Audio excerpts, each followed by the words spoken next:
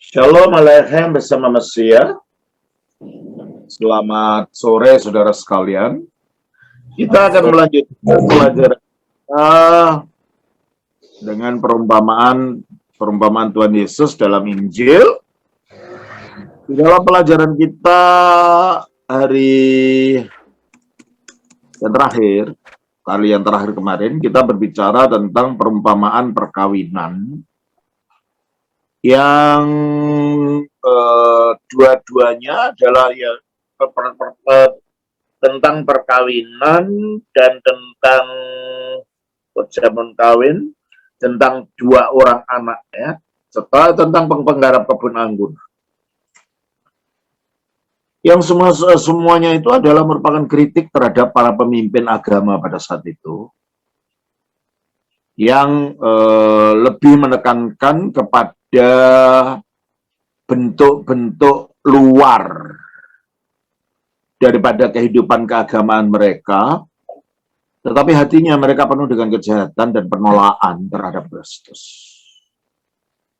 Nah, sekarang kita akan sampai kepada puncak.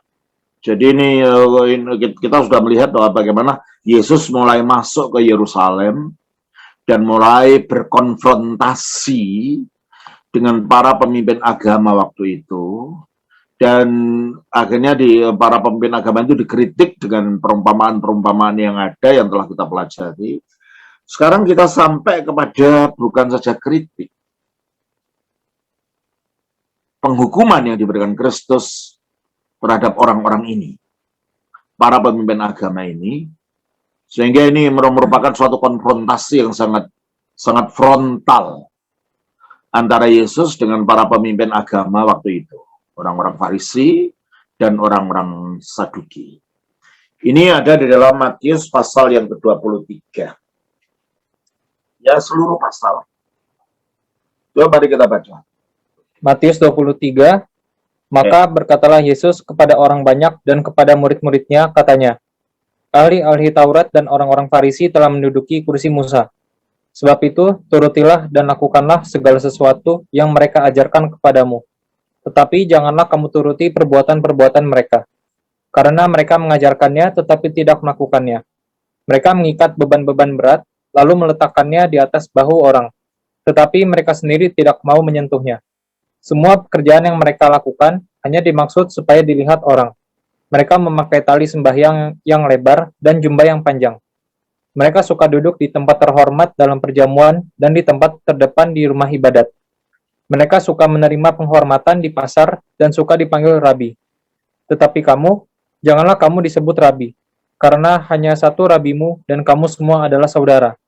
Dan janganlah kamu menyebut siapapun bapa di bumi ini, karena hanya satu Bapamu, yaitu Dia yang di sorga. Janganlah pula kamu disebut pemimpin, karena hanya satu pemimpinmu, yaitu Mesias.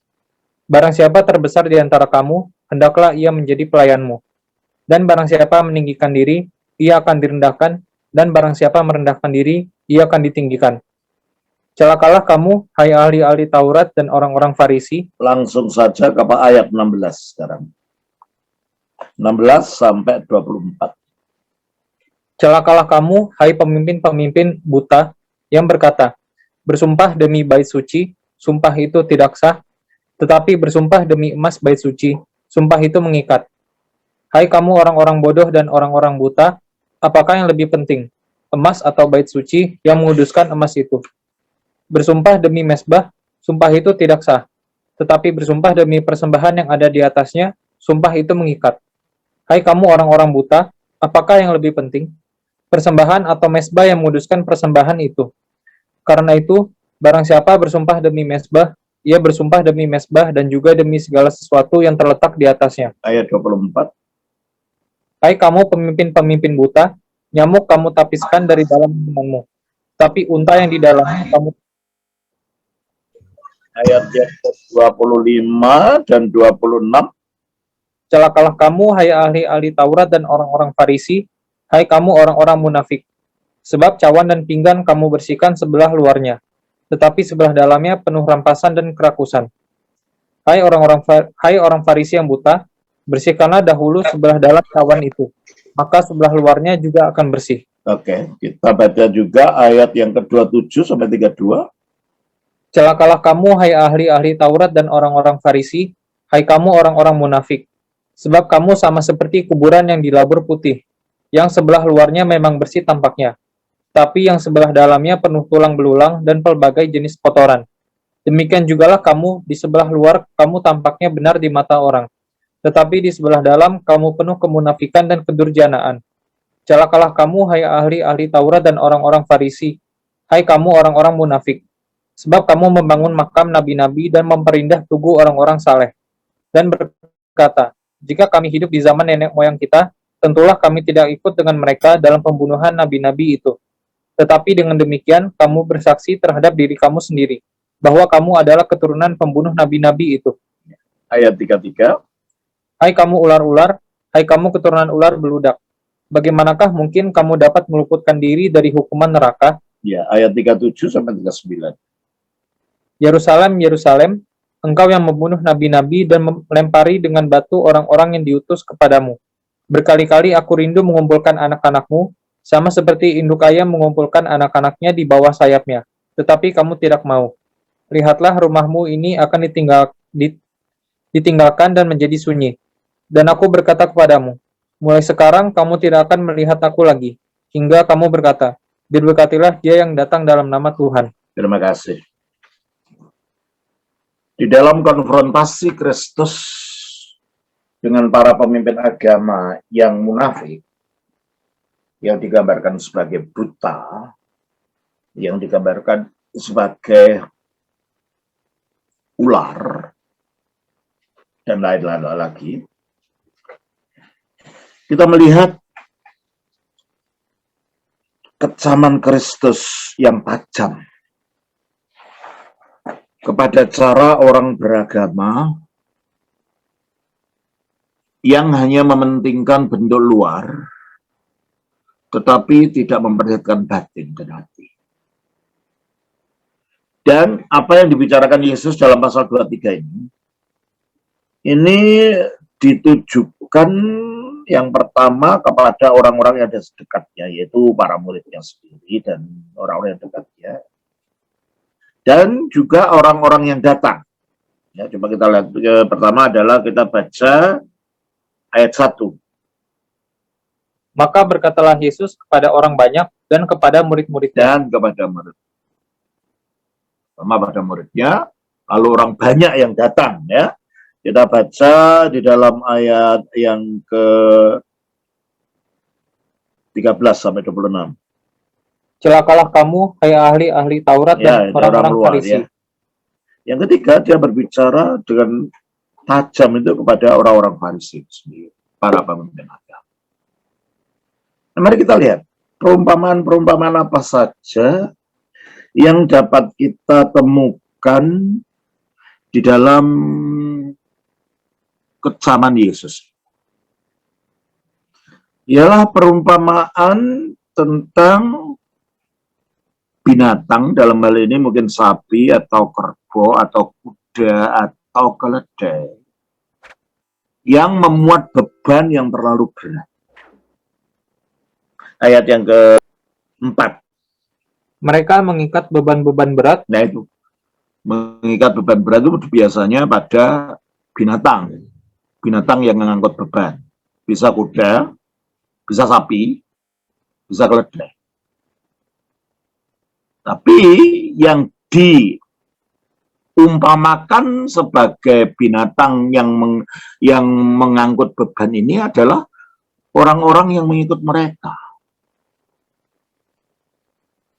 Ya, karena ini yang dikritik di atas itu adalah mereka, para pemimpin agama ini. Coba kita ayat 2 dan 3.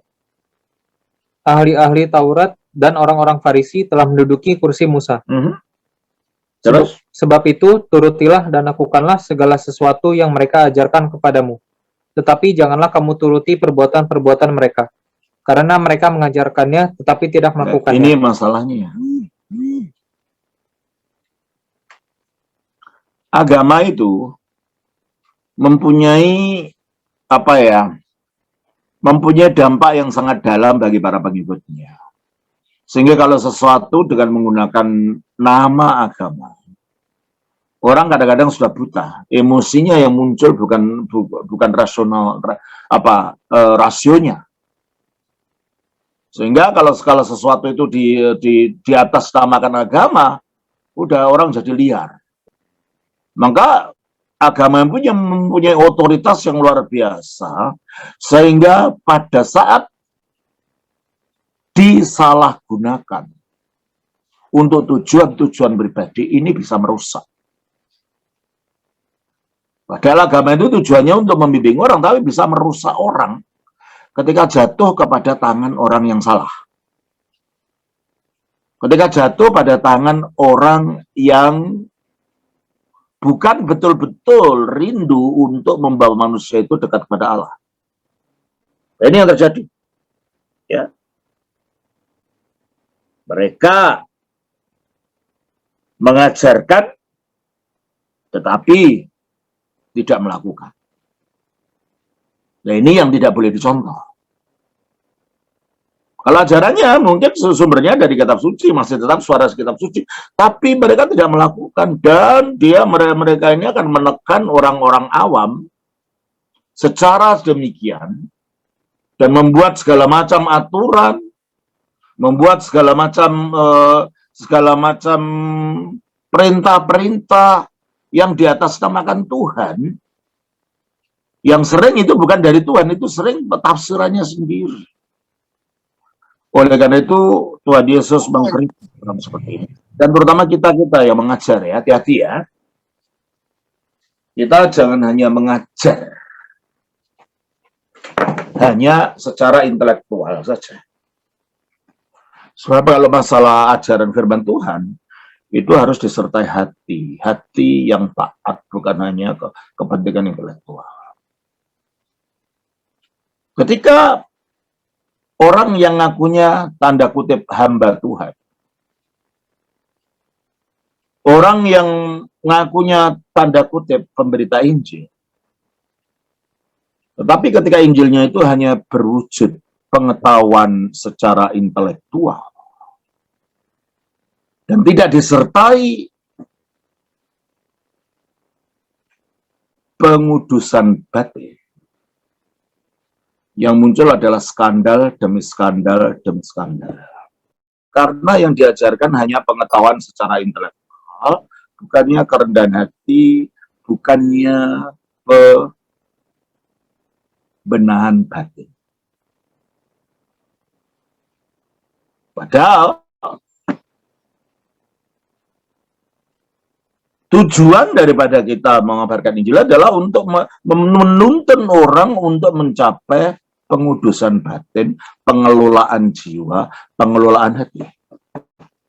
Seperti dikatakan di dalam Ibrani pasal yang ke-12 dan 14. Berusahalah hidup damai dengan semua orang dan kejarlah kekudusan. Kejarlah kekudusan. Itu bukan menunjukkan saya lebih pandai dari kamu, saya lebih hebat dari kamu, saya lebih pintar dari kamu. Nah, kalau ini yang kita kejar, akhirnya yang timbul adalah apa? Saling berkompetisi untuk mendapatkan nama. Dan itulah sebabnya, karena inilah yang menjadi bahaya bagi seorang mengajar. Maka Yakobus 3 ayat 1 mengingatkan kita. Coba kita baca. Saudara-saudaraku, janganlah banyak orang di antara kamu mau menjadi guru. Sebab kita tahu bahwa sebagai guru, kita akan dihakimi menurut ukuran yang lebih berat. Mengapa? Kalau kita mengajar dan kita tidak melakukan. Kalau kita mengajar, kalau kita sendiri tidak mengelola batin kita sendiri, kita akan dihakimi lebih berat. Makanya jangan enak-enak mau jadi mengajar, mau jadi apalah. Sebab tujuannya bukan untuk kompetisi, untuk menunjukkan kita pandai ngomong, fasihnya berbicara, bukan itu. Makanya Yesus mengajarkan dalam ayat 4 ini, ya memang mereka menduduki kursi Musa, mempunyai otoritas. Nah, kalau kita yang sudah ditapiskan mempunyai otoritas, tapi hati-hati, jangan salah gunakan otoritas. untuk kepentingan diri sendiri. Orang-orang Farisi dan orang Saduki itu punya otoritas. Maka dikatakan oleh Yesus, mereka mengikat beban-beban berat, lalu meletakkannya di atas bahu orang. Apalagi sekarang dengan apa ya? Dengan kekristenan dijadikan sarana alat untuk bisnis. Mereka umat diberi beban yang berat, perpuluhan lah, hasil apa persembahan apa namanya? Pertama saya tidak tahu lah istilah-istilah yang mereka gunakan. Buah sulung, Romo. Buah sulung ya. Kayak yang begitu-begitu itu. Ini malah menaruh beban berat pada orang. Tapi pada akhirnya siapa yang diuntungkan? Ya pengajarnya itu. Bisa kaya, bisa ini, bisa itu.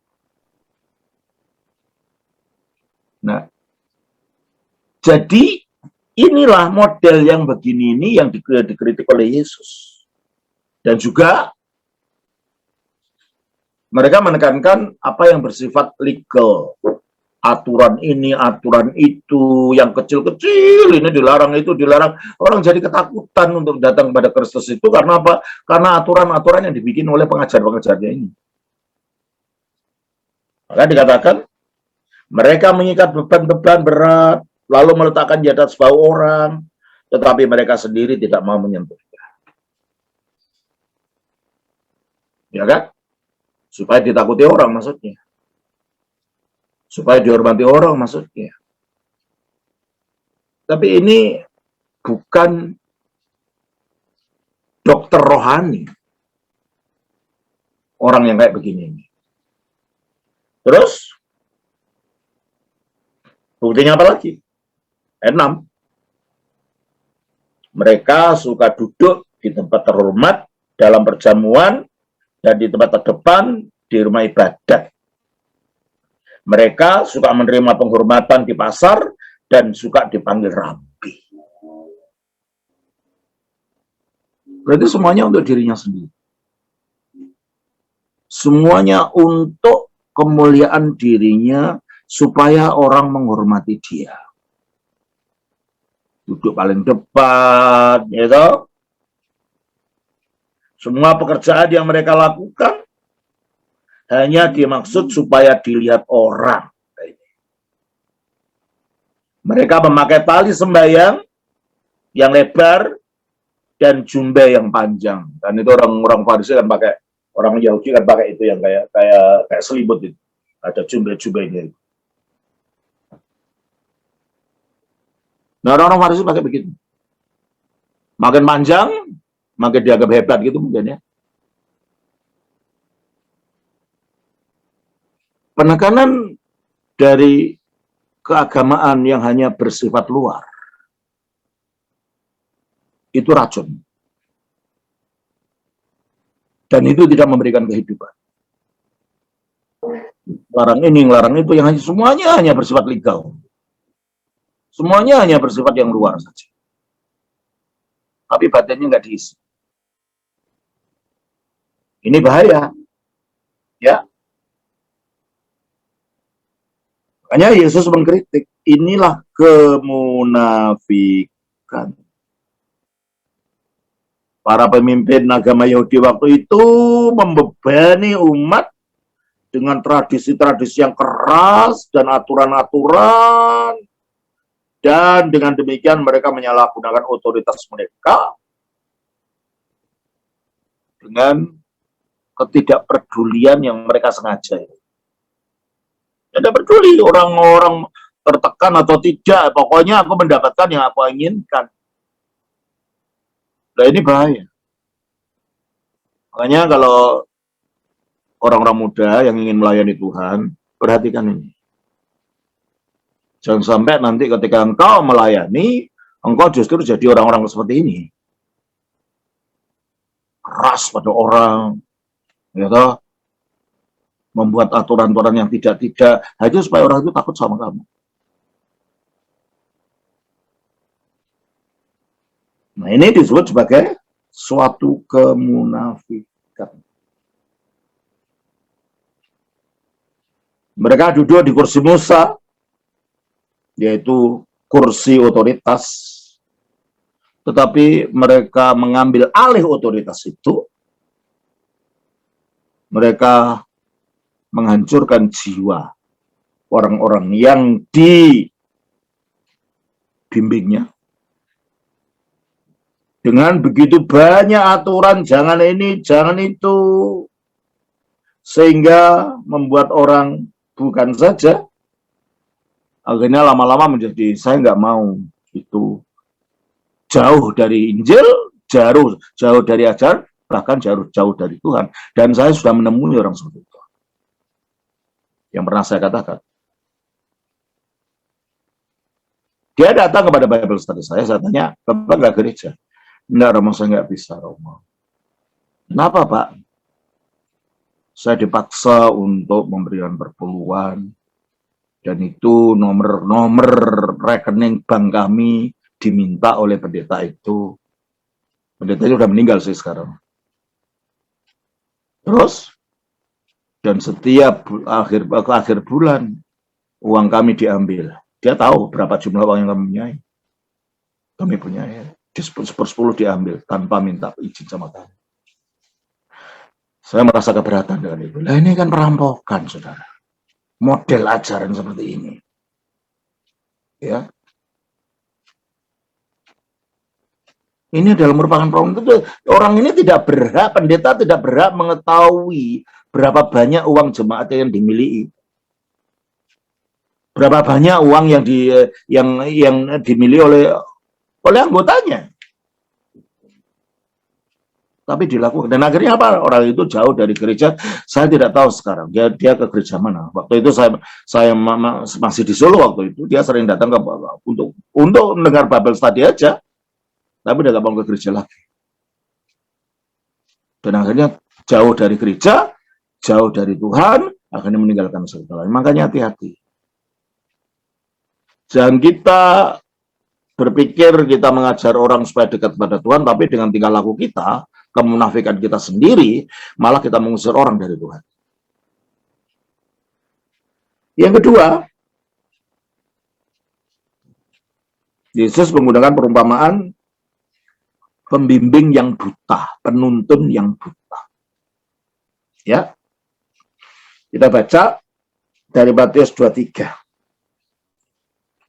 Ayat 16 sampai 24. Celakalah kamu, hai pemimpin-pemimpin buta, yang berkata, bersumpah demi bait suci, sumpah itu tidak sah. Tetapi bersumpah demi emas bait suci, tempat sucinya kan bukan emas itu. Tempat sucinya kan bait sucinya di mana Allah hadir dalam bait suci itu. Nah, ini ditekankan malah emasnya. Berarti hatinya memang buta dari realita ya, hakikat keagamaan, lebih mementingkan pada materi yang dapat mereka dapatkan dari agama itu, dalam hal ini emas. Makanya kita hati-hati. Pinter ngomong, pinter khotbah, pinter ini belum tentu kita itu menuntun orang kepada Tuhan kalau hati kita tujuannya adalah untuk mencari materi. Tujuannya adalah untuk mendapatkan materi. Dalam hal ini emas orang-orang ini. Hati kita buta berarti. Karena buta tidak mengerti esensi dan hakikat kehidupan beragama. Makanya, hai kamu orang-orang bodoh dan orang buta. Ya, mereka dibilang oleh Kristus sebagai bodoh dan buta. Bodoh karena tidak mengerti esensi dan isi dari ajaran firman Tuhan. Buta karena mereka tidak tahu bagaimana mereka mengarahkan orang menuju kemana. Hai kamu orang-orang bodoh dan orang-orang buta. Apakah yang lebih penting? emas, atau bait suci yang menguduskan emas itu. Emas itu pada dirinya sendiri ada artinya ya emas saja gitu, dijual untuk dapatkan materi. Tapi emas itu bukan yang menyucikan. Bait suci yang menyucikan karena disitulah tempat Allah hadir di dalam bait suci itu. Bait suci itu disucikan oleh kehadiran Allah, bukan oleh emas. Lah mata orang-orang ini, orang-orang buta ini yang dilihat emasnya. Gitu loh. Saya pernah mendengar orang bicara, ya kalau sekolah biasa sulit lah untuk mencapai nilai baik, nanti kompetisinya itu terlalu sulit. Sekolah teologi saja lebih mudah. Ini jadi pendeta dapat uang. Ini kan cara pemikiran yang keliru. Berarti sekolah pendeta menjadi pimpinan umat itu dinomor duakan seolah-olah lebih rendah dibanding menjadi dokter atau menjadi lawyer atau menjadi apa. Dan saya mendengar ini dari orang-orang Kristen. Ya adalah kamu sekolah teologi saja. Kamu tidak bisa sekolah di kedokteran, nggak bisa masuk ke hukum, sekolah dokter saja. Seharusnya bukan gitu. Sekolah teologi harus dimasuki orang-orang pilihan yang mempunyai kepandaian juga, yang mempunyai hati yang memang mencintai Tuhan juga, yang rela untuk berkorban juga. Kalau enggak, kalau calon pemimpin umat saja bukan disiapkan dari orang-orang yang memang pilihan, nah kalau kekristenan akhirnya mutunya jadi mutu rusak, ya jangan salahkan. Dan kalau sekarang banyak orang meninggalkan kekristenan jadi mualaf ini dan itu, ya karena pimpinannya tidak memberikan pengajaran yang benar. Sehingga mudah orang itu akhirnya meninggalkan kekristenan dan tidak mencintai kekristenan karena mereka melihat pimpinannya sendiri seperti itu. Ya coba yang kita lihat di YouTube itu kan bikin malu.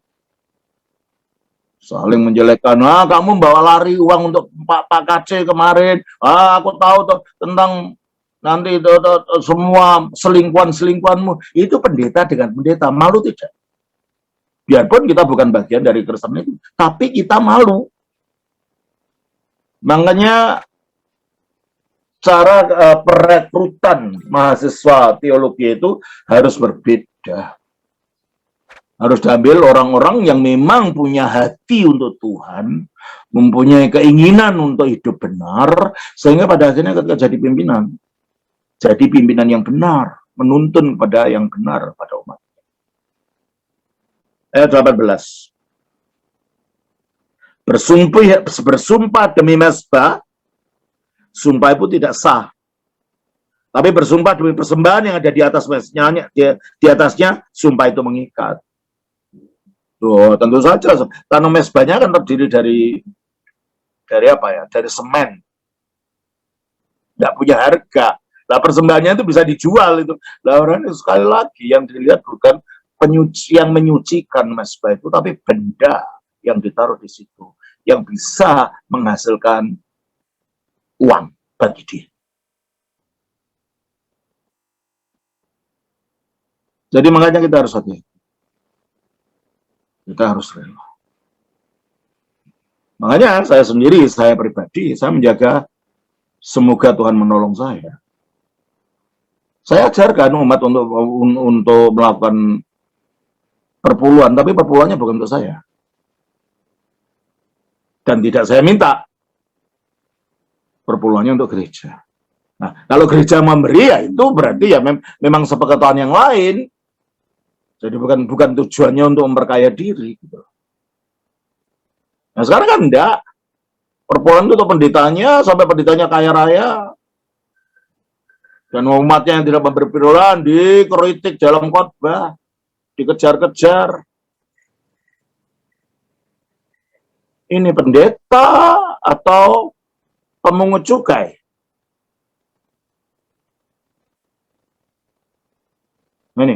Ini salah penafsiran terhadap perpuluhan. Akhirnya dicari itu. Akhirnya diberitahu apa loh ya, dikritik sebagaimana oleh Yesus. Hai kamu orang-orang buta. Apakah yang lebih penting persembahan atau mezbah yang menguduskan persembahan itu? Ini mezbah di mana Allah hadir, bukan persembahan yang ditaruh di atasnya. Dan orang-orang Farisi ini matanya melihat pada persembahan. Ayat 20. Karena itu barang siapa bersumpah demi mezbah, ia bersumpah demi mezbah dan juga demi segala sesuatu yang terletak di atasnya. Bukan persembahan menyucikan mezbah, tapi mezbah menyucikan persembahan. Dan barang siapa bersumpah demi bait suci, ia bersumpah demi bait suci dan juga demi dia yang diam di situ. Nah, ini yang harus dimengerti lah. Orang lain ya memang buta, nggak ngerti. Matanya hanya melihat yang jasmani saja.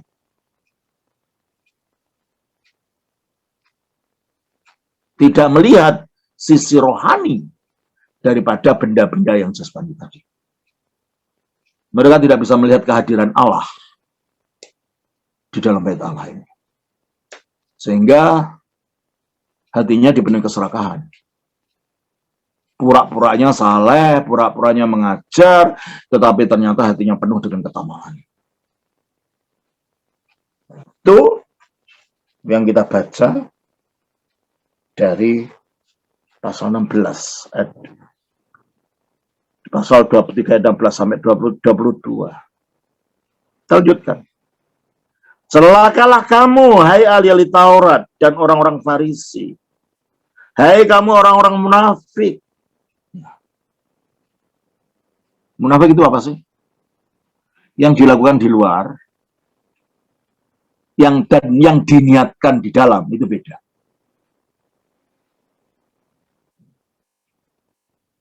Jadi niat batin dengan perbuatan di luar itu beda. Ini yang dilakukan orang-orang Farisi. Makanya kita harus hati-hati di dalam kita menghidupi iman kita ini supaya bukan kemunafikan kita ini, kemunafikan semacam ini menguasai kita. Apa yang dilakukan mereka? Celakalah kamu, hai ahli Taurat dan orang-orang Farisi. Hai kamu orang-orang munafik, sebab persepuluhan dari selasih, adas manis, dan jintan kamu bayar. Ini kan bumbu-bumbu murah, memang bisa dibeli di pasar, murah. Tapi dia membayar ini karena itu murah, mudah dilakukan, dan tidak menuntut komitmen batin. Yang rame-rame dilakukan supaya kelihatan orang saleh, memberikan perpuluhan. Biarpun perpuluhannya itu tidak ada harganya, gitu loh. Tapi mereka hatinya tidak memiliki apa yang harus dimiliki sebagai orang yang beriman. Hatinya harus memiliki sikap moral yang benar. Makanya dikatakan di sini, sebab persepuluhan dari selasih, adas manis, dan jintan kamu bayar. Tetapi yang terpenting dalam hukum Taurat kamu abaikan. Apa itu? Yaitu keadilan dan belas kasihan dan kesetiaan. Nah, inilah tuntutan moral. Mudah kalau melakukan agama yang gampang-gampang itu pakai kerudung, kalau kita orang ortodoks ya. Ya, pakai kerudung. Ada orang yang suka gitu. Ya, kalau laki-lakinya mau pakai jubah hitam-hitam, pakai topi. Nah, kalau itu kita pakai-pakai, tapi hatinya tidak memiliki niat yang benar. Kalau dalam hal orang Farisi ini tidak memiliki apa tadi? Belas kasihan, keadilan, dan kesetiaan. Bentuk perpuluhan yang murah dan remeh-temeh itu justru merupakan penghinaan.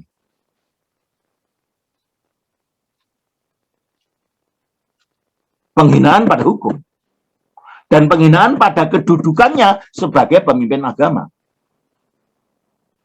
Dan itulah bentuk kemunafikan. Boleh saja kita pakai yang luar-luar, pakai kerudung, pakai boleh saja. Tetapi kalau itu hanya untuk menyembunyikan apa yang di dalam, nah ini masalah. Kalau bentuk luar ini hanya untuk menyembunyikan apa yang ada di dalam batin, nah ini masalah. Sebab tujuan daripada pelajaran keagamaan, pelajaran kerohanian, adalah untuk pengelolaan batin. Batin ini harus dikelola. Nah, kalau ini malah batinnya isinya kemunafikan, nah, kemunafikan itu kan salah satu bentuk kenajisan batin. Sebab niat-niat moral dari dalam hati yang negatif sifatnya itu menajiskan hati itu sendiri. Ya, sering saya baca dari Markus pasal 7 itu, coba kita baca. Markus pasal 7 ayat 21 sampai 23. Sebab dari dalam, dari hati orang, timbul segala pikiran jahat. Nah, dari dalam, dari hati orang, timbul segala pikiran jahat, apa? Percabulan, Percabulan, pencurian, pencurian, pembunuhan, pembunuhan, perzinahan, perzinahan, keserakahan, keserakahan, kejahatan, kejahatan, kelicikan, kelicikan, hawa nafsu, iri hati, hujat, hujat, kesombongan, kesombongan, kebebalan. kebebalan. Semua hal-hal jahat ini timbul dari dalam dan menajiskan orang. Ya. Ini bukan daftar semuanya. Kalau daftar termasuk munafik di situ di dalamnya. Nah, ini yang menajiskan. Nah, kalau kehidupan kerohanian kita, kehidupan beriman kita ini justru menuntun kepada kemunafikan. Kesalehan yang pura-pura. Kerendahan hati yang tidak tulus. Kita malah berdosa. Maka selanjutnya ayat 4. Celakalah kamu, hai ahli-ahli Taurat dan orang Farisi. Hai kamu orang-orang munafik. Ini ada perumpamaan lagi yang digalakkan Yesus. Sebab cawan dan pinggan kamu bersihkan sebelah luarnya, tapi sebelah dalamnya penuh rampasan dan kerakusan. Ya, di luar, wah, banyak lah orang begitu. Di gereja pakaiannya mentereng-mentereng, bagus-bagus, cantik-cantik. Ya. Tapi keluar dari gereja, hidupnya tidak beda dengan orang kafir.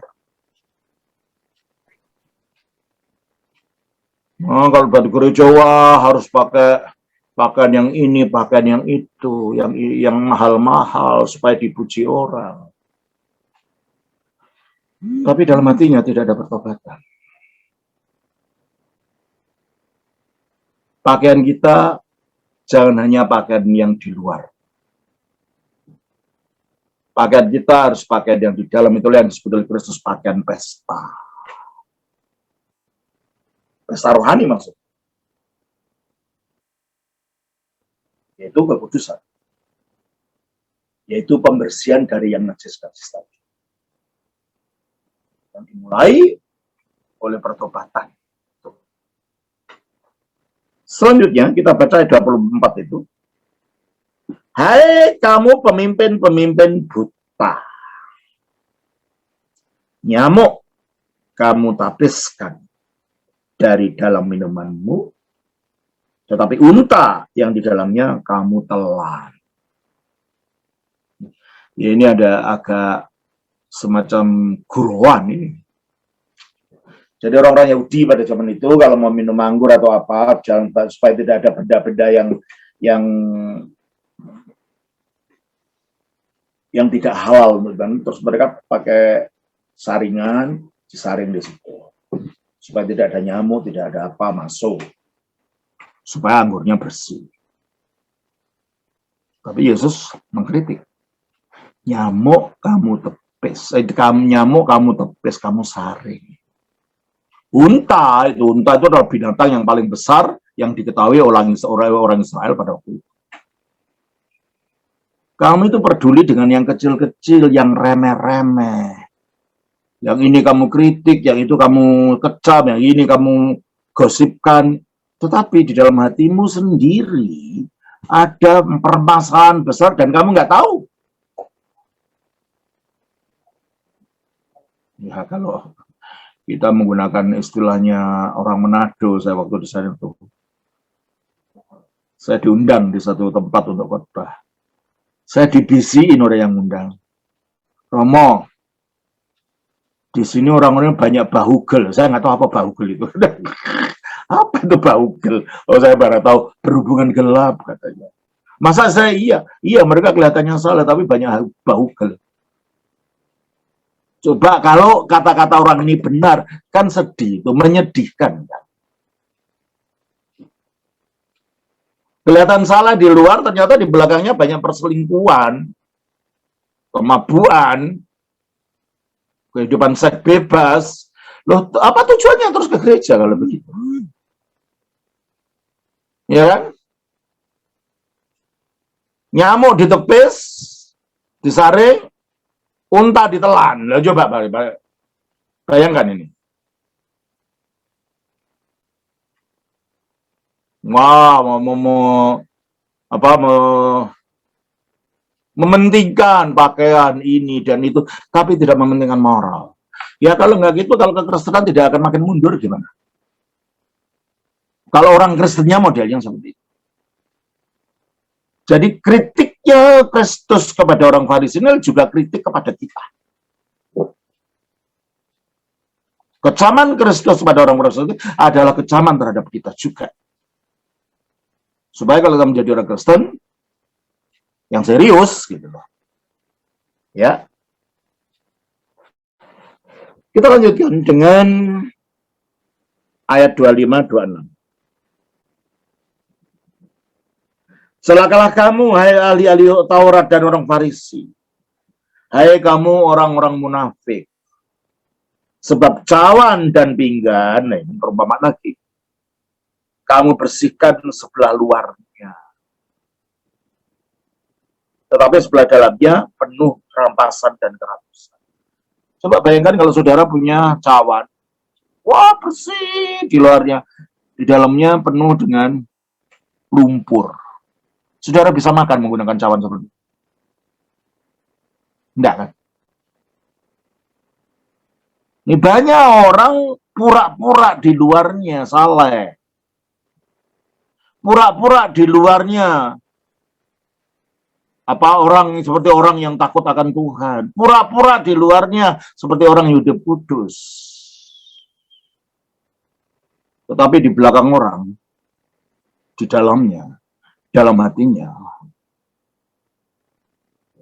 mencuri uang rakyat, mencuri uang pemerintah, pakai dasinya hebat-hebat. Ternyata koruptor. Nah inilah orang yang cawan di luar bersih, di dalamnya kotor, gitu loh. Dan saya dengar juga ada yang mengatakan, saya tidak tahu benar tidaknya, tapi ada yang lapor ke saya. Orang itu rajin-rajin ke gereja, perempuan cantik. Ternyata juga jadi wanita panggilan. Itu benar enggak? Kalau betul itu menyedihkan. Kenapa harus bersih luarnya, di dalamnya kotor? Kenapa? Kalau mau bersih di dalam, mulainya harus dari dalam, bukan hanya luarnya saja. Ya, tak? Nah ini tuntutan hidup Kristen itu bukan tuntutan minimalis. Kita menjadi Kristen tidak dituntut hanya sekedar menjadi orang baik, orang yang menyenangkan, orang yang sosial, orang ateis pun melakukan itu. Yang dituntut sebagai orang Kristen apa? Baca 1 Petrus 1:15. Tetapi hendaklah kamu menjadi kudus di dalam seluruh hidupmu. Hendaklah kamu menjadi kudus seluruh hidupmu. Ya luarnya, ya dalamnya. Terus? Sama seperti Dia yang kudus, yang telah memanggil kamu.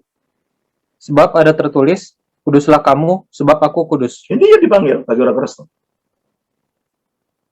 Orang Kristen dipanggil untuk hidup dengan standarnya Allah itu sendiri, bukan niru orang. Misalkan di Romo Daniel itu niru siapa? Romo Daniel kan juga manusia, punya kelemahan-kelemahan. Yang menjadi standarnya adalah Allah itu. Kita dipanggil untuk menjadi orang kudus. Makanya jangan hanya pamer luarnya saja bersih, bersihkan dari dalam. Ayat 26. Hai orang Farisi yang buta, bersihkanlah dahulu sebelah dalam cawan itu, maka sebelah luarnya juga akan bersih. Bersihkan dahulu bagian dalam. Pertobatan, pembersihan batin, pengudusan, kerendahan hati, semuanya ini dari dalam.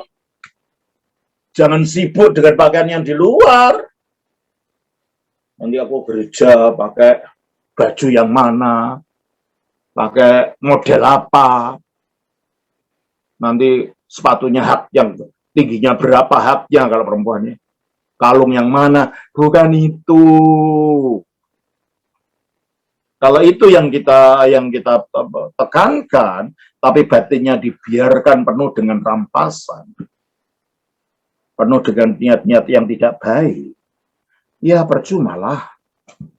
Makanya diingatkan di sini, bersihkan dahulu sebelah dalam cawan itu, maka sebelah luarnya juga akan bersih. Caranya gimana? Kita baca di dalam Kolose pasal yang ketiga ayat 5 sampai 8. Karena itu matikanlah dalam dirimu segala sesuatu yang duniawi. Nah, matikanlah dalam dirimu segala sesuatu yang duniawi. Apa itu? Yaitu percabulan, kenajisan, hawa nafsu, nafsu jahat, dan juga keserakahan. Yang sama dengan penyembahan berhala. Mengapa sama dengan penyembahan berhala? Karena dengan keserakahan orang memprioritaskan benda. Dalam kehidupan apa yang diprioritaskan itulah Tuhannya. Ya, sama dengan penyembahan berhala berarti. Terus? Semuanya itu mendatangkan murka Allah atas orang-orang durhaka. Terus? Dahulu kamu juga melakukan hal-hal itu ketika kamu hidup di dalamnya. Ya. Terus kan? Tetapi sekarang, buanglah semuanya ini, yaitu marah, geram, kejahatan, fitnah, dan kata-kata kotor yang keluar dari mulutmu. Itu. Kristen mulutnya yang keluar semua isi kuburan. Dan semua isi kebun binatang. Yang diucapkan. Dan sering saya katakan di kantong-kantong Kristen yang sudah saya kunjungi, justru di sana banyak tempatnya apa? Mabuk-mabukan. Dan suatu hari waktu pertama kali saya memulai pelayan di Manado, saya khotbah tentang mabuk-mabuk. Ada majelis datang ke saya. Romo, jangan khotbah begitu, nanti marah orang. Loh, ini ajaran kitab suci loh, marah kenapa orangnya? Silakan aja. Ada majelis datang ke saya. Karena saya khotbah mengatakan, orang Kristen mabuk-mabukan itu sesuatu yang berdosa. Coba kita baca di dalam Galatia pasal 5 ayat 19 sampai 21. Tolong bacakan. Perbuatan daging telah nyata, yaitu percabulan, kecemaran, hawa nafsu, penyembahan berhala, sihir, perseteruan, perselisihan, iri hati, amarah, kepentingan diri sendiri, percideraan, roh pemecah, kedengkian, kemabukan, terus pesta pora. Malah wilayah Kristen tempatnya orang pesta-pesta, mabuk-mabuk, dansa-dansi kesana kemari. Apa itu membawa kekudusan? Enggak lah. Apalagi kalau dansa-dansi laki-laki dan perempuan tidak menikah saling menempel satu dengan yang lain, apa tidak menimbulkan hawa nafsu di dalam. Dan efeknya apa kata kitab suci? Ketika kalau kita melakukan itu semua. Dan sebagainya. Dan sebagainya. Terhadap semuanya itu kuperingatkan kamu, seperti yang telah kubuat dahulu, bahwa barang siapa melakukan hal-hal yang demikian, ia tidak akan mendapat bagian dalam kerajaan Allah. Coba. Jangan terlalu yakin, saya pasti masuk surga. Kalau hidupmu seperti itu. Saya pasti selamat. Hidupmu seperti itu. Diselamatkan di dalam Kristus harus menunjukkan buah-buah roh yang benar dan buah-buah roh yang menuntun kepada kekudusan. Bukan sebaliknya. Itu buktinya. Kita lanjutkan. Ayat 27. Celakalah kamu, hai ahli-ahli Taurat dan orang Farisi. Hai kamu orang-orang munafik. Sebab kamu sama seperti kuburan yang dilabur putih, yang sebelah luarnya memang bersih nampaknya, tapi yang sebelah dalamnya penuh tulang belulang dan berbagai jenis kotoran. Kalau yang kita pentingkan masalah baju, masalah fashion, masalah ini dan itu, masalah bentuk luar, kesalahan-kesalahan yang supaya dipuji orang. Dan hati kita penuh dengan kotoran hawa nafsu, penuh dengan keinginan kedagingan, maka kitab suci mengatakan celakalah kamu orang munafik. Ayat 28. Demikian jugalah kamu, di sebelah luar kamu tampaknya benar di mata orang, tetapi di sebelah dalam kamu penuh kemunafikan dan kedurjanaan. Nah, kita ingin dipuji orang, atau kita ingin dilihat Tuhan. Orang melihat luar aja, ya kalau kita sudah bisa begini, wah kita dipuji-puji, kita bangga begitu. Coba kita baca 1 Samuel pasal yang ke-16, ayatnya yang ke-7. Tetapi berfirmanlah Tuhan kepada Samuel, janganlah pandang parasnya atau perawakan yang tinggi, sebab aku telah menolaknya. Bukan yang dilihat manusia yang dilihat Allah, manusia melihat apa yang di depan mata, tetapi Tuhan melihat hati. Itu, perhatikan ini. Tuhan melihat hati. Manusia hanya melihat yang di luar. Nah, kita ingin dilihat manusia atau yang dilihat Tuhan. Ingat, pada akhirnya harus kita pertanggungjawabkan apapun yang kita lakukan di dunia ini. Dan Tuhan akan membuka apapun yang tersembunyi dalam hati kita. Nanti. 1 Korintus 4 ayat 5. Karena itu, janganlah menghakimi sebelum waktunya, yaitu sebelum Tuhan datang. Ya, teruskan. Ia akan menerangi juga apa yang tersembunyi dalam kegelapan. Ya. Ia akan menerangi kalau Tuhan datang apa yang tersembunyi dalam kegelapan, terus. Dan ia akan memperlihatkan apa yang direncanakan di dalam hati. Dia akan memperlihatkan apa yang direncanakan di dalam hati. Sekarang kita sembunyikan dari orang. Kita hanya menunjukkan kesalahan luar. Nanti kita akan dibongkar bangkir oleh Tuhan. Semua yang ada dalam hati kita akan dibuka semua. Makanya sebelum hari itu datang, sebaiknya kita bertobat sekarang. Kita baca juga dalam Roma 2 ayat yang ke-16. Hal itu akan nampak pada hari bila mana Allah, sesuai dengan Injil yang kuberitakan, akan menghakimi segala sesuatu yang tersembunyi dalam hati manusia. Nah, Allah akan menghakimi segala sesuatu yang tersembunyi di dalam hati manusia. Makanya mulailah kesalahan itu dari dalam hati. Jangan kayak kuburan dilabur putih, tetapi di dalamnya penuh dengan bau busuk dari mayat yang sudah membusuk. Dan kotoran dari tulang-tulangnya dari sana. Matius 23, 28, demikian jugalah kamu di sebelah luar kamu tampaknya benar di mata orang.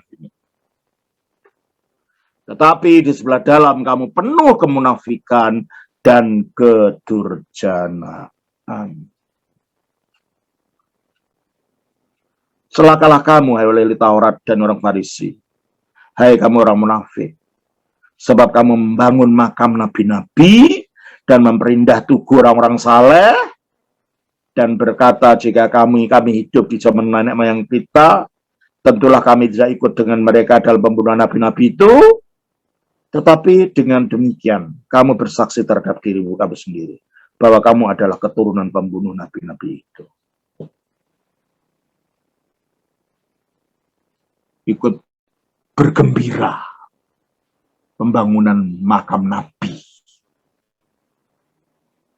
tanpa hati yang bertobat. Kekristenan membutuhkan hati yang memang harus diubah. Bukan hanya sekedar ikut datang gereja, nyanyi-nyanyi, pulang, memberikan persembahan secukupnya, bukan hanya itu. Tapi perubahan dari dalam. Ayat yang langsung aja 33. Hai kamu ular-ular. Ini lambang kamu setan gitu loh. Coba beberapa kali Yesus menyebut orang-orang begini ular. Coba kita baca di dalam Matius pasal 3 ayat 7. Matius pasal 3 ayat 7. Tetapi waktu ia melihat banyak orang Farisi dan orang Saduki datang untuk dibaptis, berkatalah ia kepada mereka, hai kamu keturunan ular beludak. Keturunan ular beludak. Ya kan? Matius 12 ayat 34. Hai kamu keturunan ular beludak, bagaimanakah kamu dapat mengucapkan hal-hal yang baik, sedangkan kamu sendiri jahat? Terus? Karena yang diucapkan mulut meluap dari hati. Dan di dalam Matius 23 ini. Ayat 33. Hai kamu ular-ular. Mau apa ular? Ular itu artinya lidahnya bercabang dua. Artinya mulutnya tidak jujur. Artinya dia suka bohong.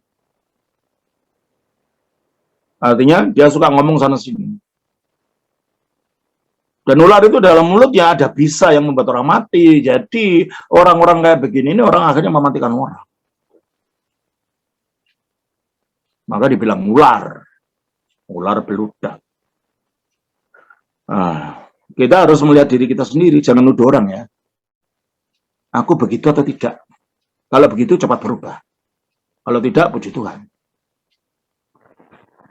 Hai kamu ular-ular, hai kamu keturunan ular beludak, bagaimana mungkin kamu dapat meluputkan diri dari hukuman neraka? Kalau hidupmu seperti itu. Maka jangan ajaran yang enggak, wah kita tidak perlu lagi minta pengampunan dosa, itu ajaran namanya ajaran hypergrace itu. Orang tidak perlu pengampunan. Siapa ajaran dari siapa itu? Dan perlu minta ampun, katanya doa Bapa kami itu tidak relevan, karena ampunilah kami seperti kami mengampuni dosa orang lain. Tidak relevan, karena kita sudah diselamatkan. Ya memang keselamatan itu tidak ada yang harus dilakukan. Hanya percaya otak saja. Ajaran mana mengatakan kita tidak usah meminta pengampunan dosa lagi, tidak pengampunan, tidak ada pengakuan. 1 Yohanes pasal 1 ayat 7 sampai 9. Tetapi jika kita hidup di dalam terang, sama seperti dia ada di dalam terang. Bagaimana hidup dalam terang? Tidak ada yang kita sembunyikan. Yaitu perbuatan yang kalau kita lakukan di tempat terang kita malu, jadi kita lakukan di dalam gelap, sembunyi-sembunyi. Itulah, ya apa saja, perzinahan, pencurian, korupsi, itu semua perbuatan gelap semua. Karena kita takut melakukannya di tempat terang gitu. Coba kita baca ya Efesus pasal 5 ayat 11. Janganlah turut mengambil bagian dalam perbuatan-perbuatan kegelapan yang tidak berbuahkan apa-apa. Tetapi sebaliknya, telanjangilah perbuatan-perbuatan itu. Ya, terus kan? Sebab menyebutkan saja pun apa yang dibuat oleh mereka di tempat-tempat yang tersembunyi, Perbuatan gelap itu dilakukannya di tempat tersembunyi, tidak mau orang tahu. Terus, telah memalukan. telah memalukan, menyebut saja. Terus, Tetapi segala sesuatu yang sudah ditelanjangi oleh terang itu menjadi nampak. nah, sesuatu yang ditelanjangi oleh terang. Makanya kita ngaku dosa, supaya kita menelanjangi apa yang gelap di dalam kita. Bagaimana kita memang sudah jadi malaikat, tidak berbuat dosa, tidak minta ampun. Itu ajaran setan itu, saudara. Yang menuntun kita pada kebinasaan. Ajaran yang seperti itu. Coba kita baca lagi 1 Yohanes 1 ayat 7. Tetapi jika kita hidup di dalam terang, sama seperti Dia ada di dalam terang, maka kita beroleh persekutuan seorang dengan yang lain.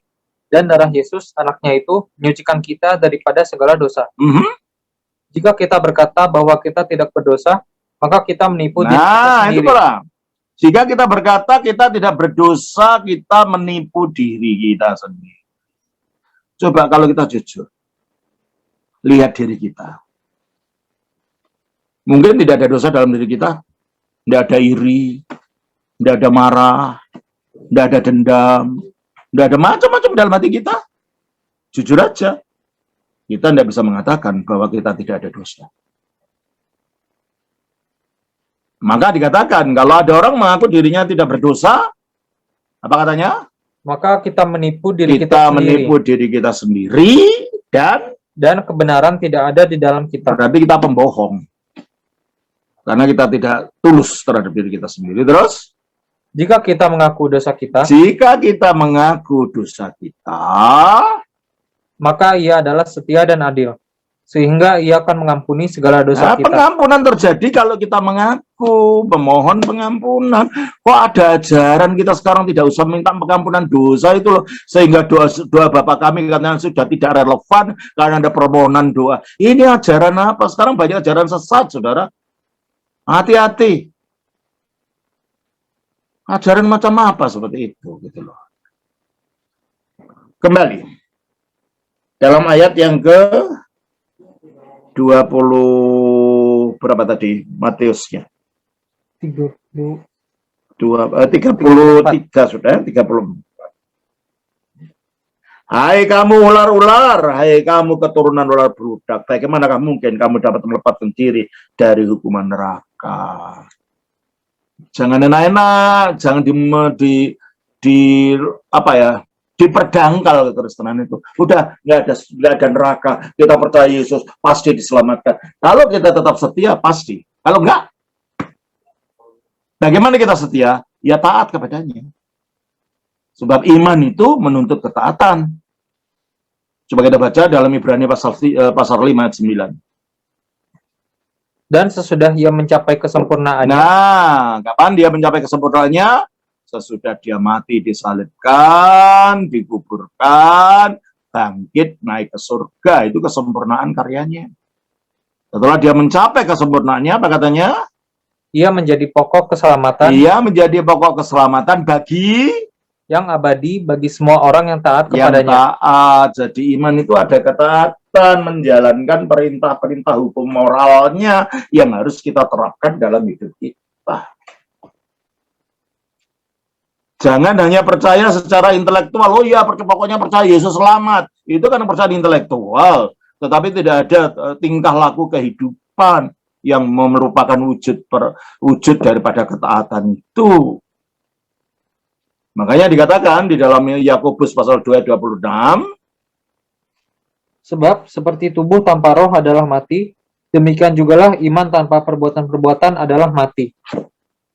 iman tanpa perbuatan itu iman macam apa?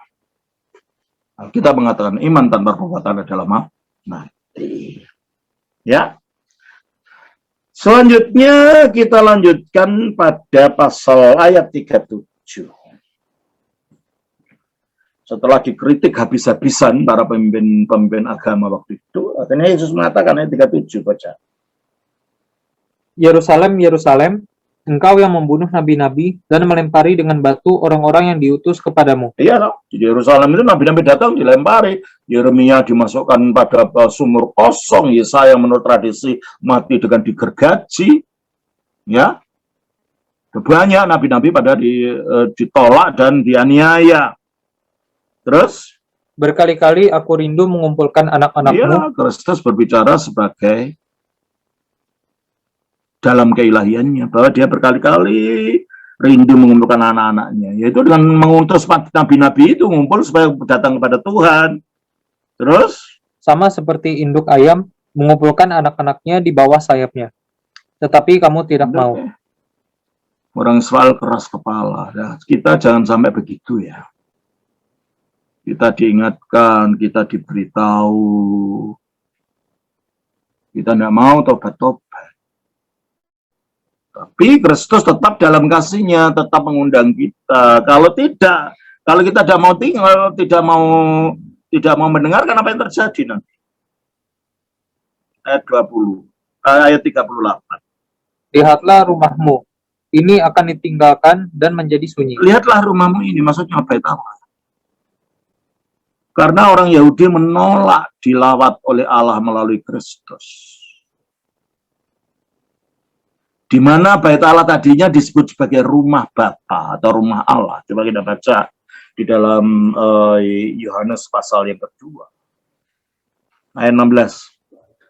Kepada pedagang-pedagang merpati, ia berkata, ambil semuanya ini dari sini. Jangan kamu membuat rumah Bapakku menjadi tempat berjualan. Nah, jadi rumah Bapakku menjadi rumahmu. Karena apa? Karena firman bait Allah ditinggalkan oleh Sekinah, kehadiran Allah, yang adalah Kristus. Sekarang rumahmu tidak ada Allah di situ, sudah ditinggalkan. Nah, demikianlah kalau diri kita disebut bait Allah, dan kalau kita selalu menyangkal atau selalu tidak taat pada Kristus, hati-hati kalau sampai ditinggal bait Allah. Jadi baitmu isinya apa nafsu nanti akan. Maka dikatakan, lihatlah rumahmu ini akan ditinggalkan dan menjadi sunyi. Gimana sunyinya? Itu yang sering saya katakan, pada tahun 70 akhirnya bait Allah itu diremukkan, diserbu oleh Jenderal Titus dari Roma, dan bangsa Israel diboyong dalam tawanan keluar dari Israel. Israel dari sunyi. Karena mereka tidak mau mendengarkan Allah. Ayat 39, dan aku berkata kepadamu, mulai sekarang, ya mulai mereka menolak Yesus ini, kamu tidak akan melihat aku lagi, ya, karena Yesus telah naik ke surga. Sampai kapan? Hingga kamu berkata, diberkatilah dia datang dalam nama Tuhan. Pada akhir zaman nanti, tapi dalam penghakiman. Makanya firman ini harus mendapat tempat di hati kita. Kalau kita jadi Kristen, jadilah yang serius. Hiduplah sesuai dengan firman Tuhan. Jangan hanya namanya Kristen, tapi tingkah lakunya nggak beda dengan orang dunia. Mengikuti hawa nafsu daging. Ya, kalau berzina saja. Kalau rentenir terus, ada banyak orang Kristen merentenirkan uang, itu dosa, itu tidak bisa. Perbuatan-perbuatan yang demikian harus ditinggalkan. Kalau memang ingin menjadi orang Kristen yang benar. Tuhan memberkati. Shalom. Terima kasih.